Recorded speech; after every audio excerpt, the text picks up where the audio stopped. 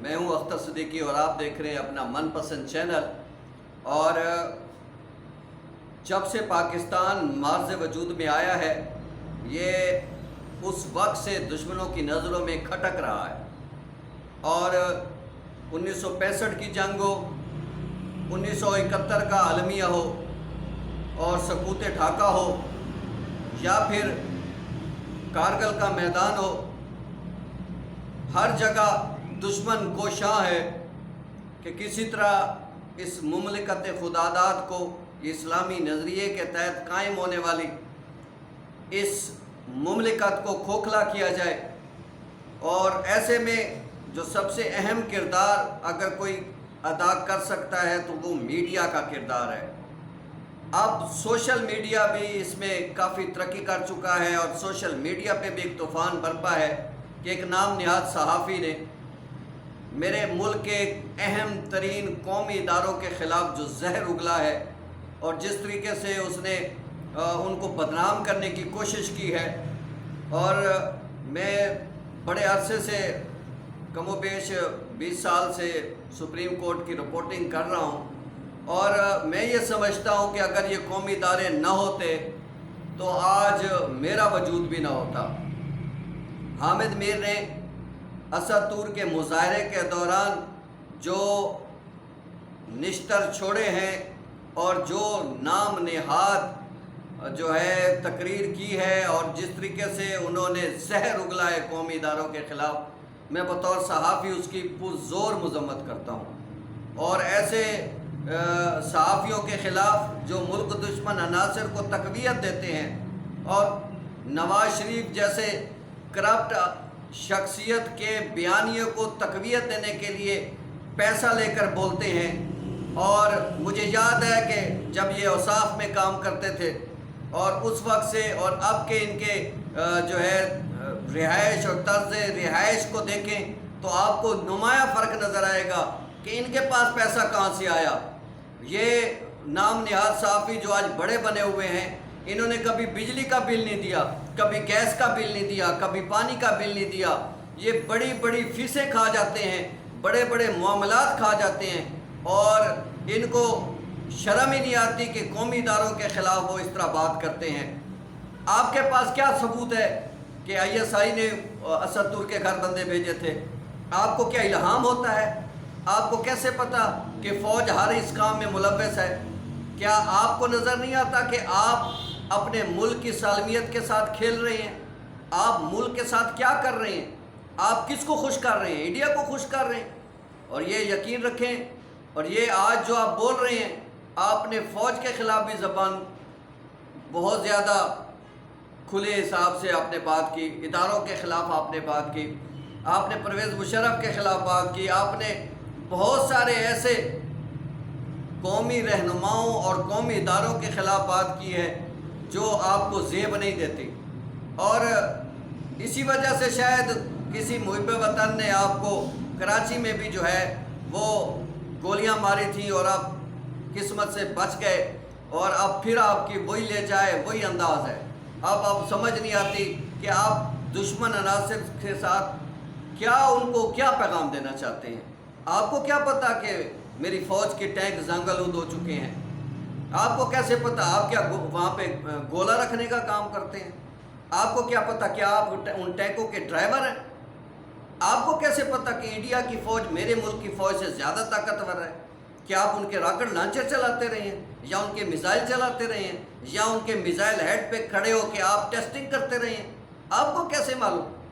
آپ نے اس ملک کے اداروں کے خلاف جو زبان استعمال کی ہے، یقین کریں یہ ہم اسی کو زرد صحافت کہتے ہیں۔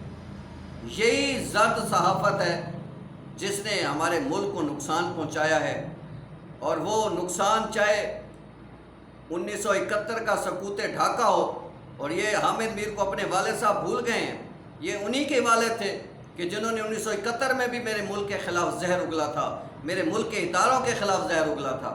اور یہ ظاہری بات ہے، انہوں نے تو اپنے باپ کی کہانی پوری کرنی ہے، اپنے باپ کے جو ہے نقش قدم پہ ہی چلنا ہے۔ انہوں نے پاکستان سے کیا لینا ہے؟ ان کو پاکستان نے اتنا کچھ دیا، نام دیا، پہچان دی، اور یہ ملک کے ساتھ کیا کر رہے ہیں؟ نواز شریف کا بیانیہ دیکھ لیں، ملک اور فوج کے خلاف ہے۔ ایاز صادق کا بیان دیکھ لیں، اور اب یہ حامد میر صاحب جس طریقے سے بات کر رہے ہیں، سمجھ میں نہیں آتا کہ یہ چاہتے کیا ہیں، اور ملک کے اداروں کو خام خواہ میں بدنام کرنے کی کوشش کیوں کر رہے ہیں۔ اور اب تو حساس ادارے کی طرف سے باقاعدہ وضاحتی بیان بھی جاری ہو گیا ہے، جس میں انہوں نے اس واقعے سے لا علمی کا اظہار کیا ہے اور کہا ہے کہ ان کا اس واقعے سے کوئی تعلق نہیں ہے۔ اور حامد میر صاحب اپنی جو کہانیاں جوڑتے ہیں، اور یہ ان کو تو کہانی نویس ہونا چاہیے، یہ تو صاحب ہے ہی نہیں۔ یہ جب بھی کوئی کسی قسم کا تجزیہ کرتے ہیں تو ایسے انداز، مجھے پتہ چل گیا تھا۔ جو مر جاتے ہیں ان کے نام سے باتیں منسوب کر کے چلا دیتے ہیں، اسے پتہ ہے مرنے والا نے آ کے بتانا تو ہے نہیں کہ آیا اس نے بتایا تھا کہ نہیں۔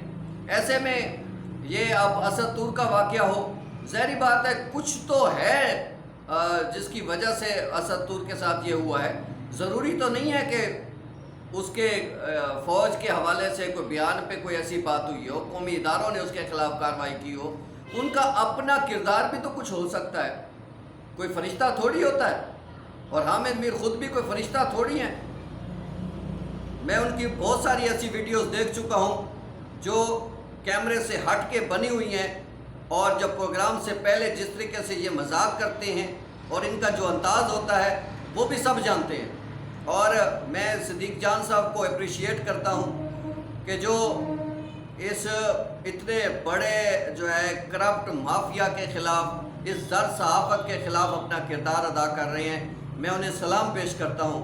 اور روزانہ کی بنیاد پر وہ ان کے پراپیگنڈے کا توڑ کرتے ہیں، ان کے جواب دیتے ہیں، اور نواز شریف کا پراپیگنڈا ہو، مریم نواز کا پراپیگنڈا ہو، شہباز شریف کی ریشہ دوانیاں ہوں، حمزہ شہباز شریف کے معاملات ہوں، پی ٹی ایم کا جو ہے وہ ملک دشمن بیانیہ ہو، چاہے کچھ بھی ہو، صدیق جان اپنے موقف پہ ڈٹے ہوئے ہیں اور حقائق سے بھری جو ہے وہ باتیں ہمیں بتاتے ہیں۔ بہرحال یہ جتنا بھی سلسلہ چل رہا ہے، اور ذرائع سے مجھے یہ بھی پتہ چلا ہے کہ نواز شریف نے جو ہے شہباز شریف کو فون کر کے کہا ہے کہ میرا بیانیہ ہی چلایا جائے۔ تاہم شہباز شریف نے ان کو واضح کیا ہے کہ آپ کے بیانیے سے آپ کی جماعت ٹوٹ سکتی ہے، اس کی ذمہ داری میرے اوپر نہیں ہوگی۔